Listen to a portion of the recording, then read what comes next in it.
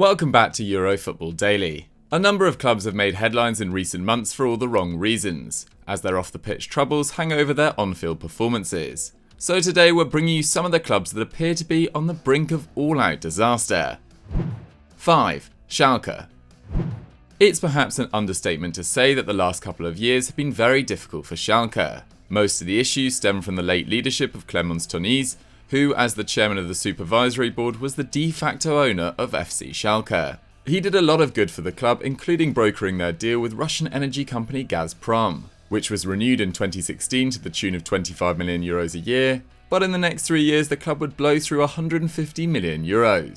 Sporting director Christian Heidel in 2016 oversaw 4 of the club's biggest 5 transfers in his time, all of whom were underwhelming. Imbolo Bentaleb, Rudi and Konoplyanka cost a combined €75 million.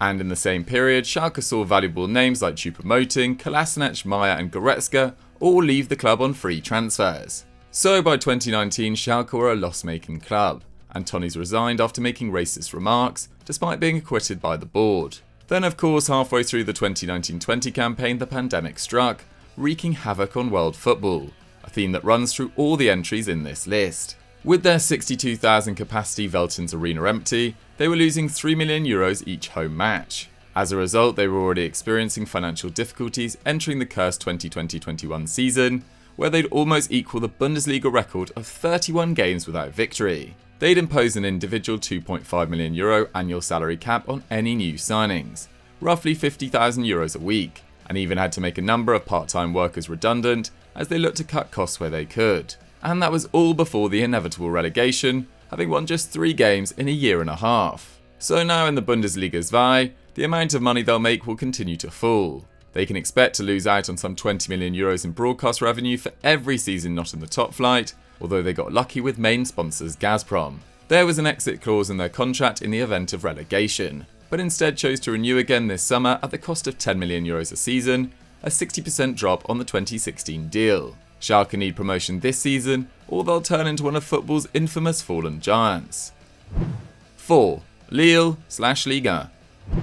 They may have shocked France by winning Ligue 1 last season, but Lille find themselves in serious financial trouble. But so do most of the clubs in the same division, thanks to a collapsed broadcasting deal. So before we take a look at the champions, we'll take a quick look at what has caused this dire situation for clubs in the country. First up, the 1920 campaign was cancelled at the outbreak of the pandemic, causing Lyon president Jean-Michel Aulas to state that Ligue 1 clubs could lose out on €900 million with no matchday nor broadcast revenue. Then last summer saw a new TV deal worth €3.25 billion over 4 years with MediaPro get underway, although by Christmas missed payments by the broadcaster saw the deal collapse. Needing some 4 million customers to break even on their contract, they only picked up 600,000 monthly subscriptions, just 15% of their target, and subsequently backed out on the contract. So whilst that left pretty much all of Ligue 1 in the mud, it only helped in pushing Lille down further, with the club believed to be in some €200 million of debt as of this summer. When the club was bought by Gerard Lopez in 2017,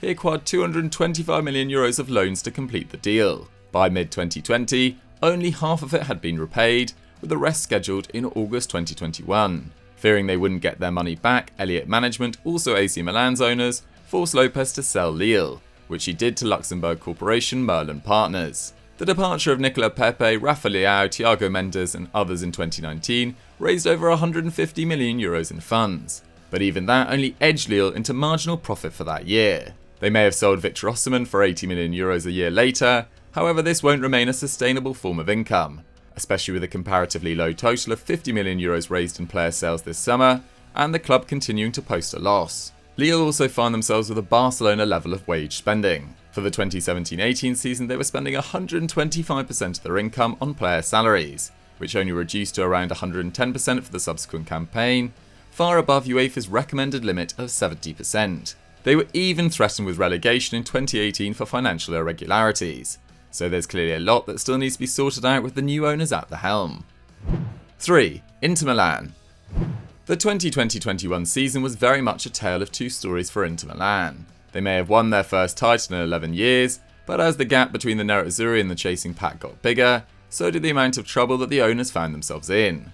Suning Holdings Group invested €270 million in Interpack in the summer of 2016, enough for them to own more than 2/3 of the club, and since then the club have been on a slow rebuild.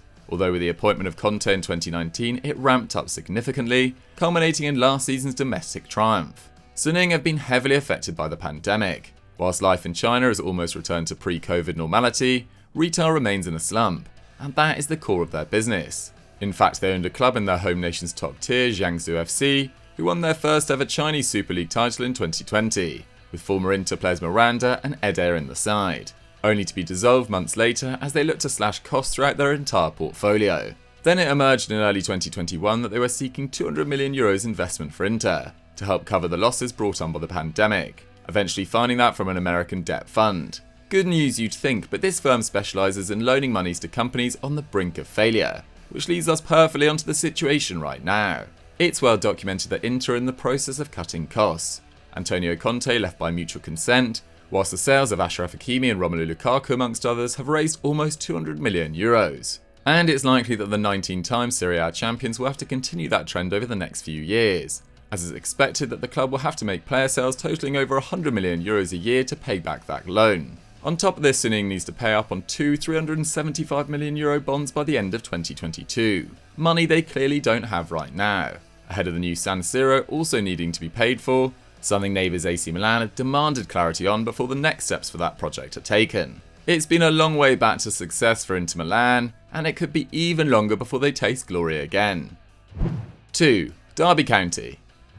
A trip to England next, but not to the Premier League, although if Derby County had won the 2019 playoff final, they might not be in as bad a situation as any club in the country. Entering the 21-22 season, the Wayne Rooney-led Rams had just 9 senior first-team players, and currently aren't allowed to sign anyone on more than a 1-year deal. What's gone wrong in the last 2 years? Well, there's currently an ongoing dispute, which could be resolved by the time you watch this video, concerning their finances between 2015 and 2018. The EFL have already fined them £100,000, and Derby now have to resubmit these accounts.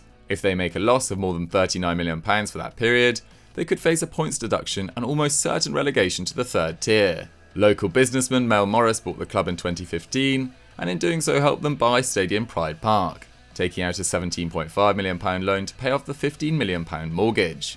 Since then, however, Morris himself bought the stadium for £80 million, leasing it back to Derby for half that price, effectively bumping the books by £40 million. Reports also suggest that the deal was financed for Morris by a company called Rams Investment Limited, owned by a man who was last year arrested on tax evasion charges in Germany. Derby owe a lot of people a lot of money. To start, they owe some £20 million to HMRC, the country's tax collectors. They also owe about £8 million to Philip Cocu and his team, who was appointed in 2019, but the Dutchman was sacked less than 18 months into a 4-year contract with the side. On top of that, they also took out a loan with Michael Dell's MSD Holdings for £30 million. If they fail to pay it back, they'll lose ownership of both their stadium and their training ground. Having lost around £20 million as a result of the pandemic, times are dire in the East Midlands, as any potential investors or buyers often walk away on discovering the £60 million of liabilities the Rams have. Ultimately, Mel Morris wants to sell his boyhood club, but is unable to find any suitable buyers, even rejecting a takeover bid from Man City owner Sheikh Mansour's cousin Sheikh Khalid. For the time being, Derby County will remain as an extremely unappealing proposition for any investor. 1. Barcelona.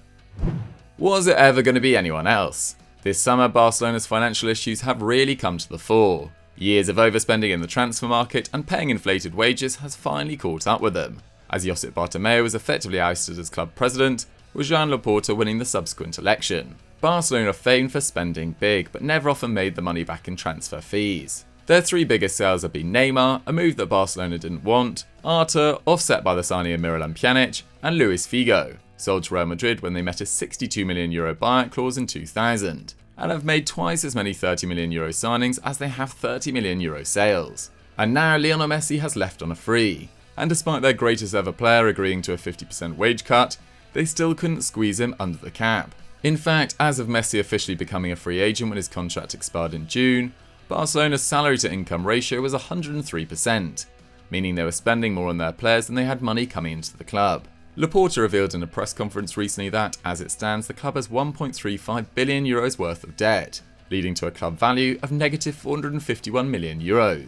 meaning that in effect FC Barcelona are a bankrupt company, stating it was all thanks to Bartomeu spending too much at the speed of light. In the last 12 months alone, Barcelona lost 481 million euros. And whilst you might think this is because of the pandemic, playing in an empty 99,000 capacity stadium, it's believed that just 20% of that loss is as a direct result. The rest was inevitable considering how the club was being run. Of course, the club were left in the situation where they couldn't register new signings Sergio Aguero, Memphis Depay and Eric Garcia amongst others because of La Liga financial restrictions, with Laporta also revealing that Barcelona are basically working with an 88 million euro salary cap for the upcoming campaign. This is less than Messi had been paid each year since 2017, an incredible 75% decrease on last season's 347 million euros. Which itself was over half 18-19's 671 million euro salary cap.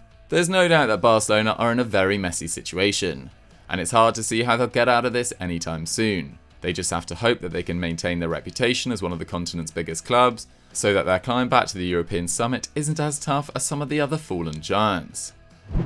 So guys, that was our rundown of 5 clubs on the brink of financial disaster. What did you guys think of it, and which of these clubs do you think will go bankrupt first, and who can recover quickest? Let me know in the comments down below. If you've enjoyed this video, don't forget to smash that like button, subscribe to EuroFootball Daily, and click on screen for another great EFD video, and I'll catch you next time.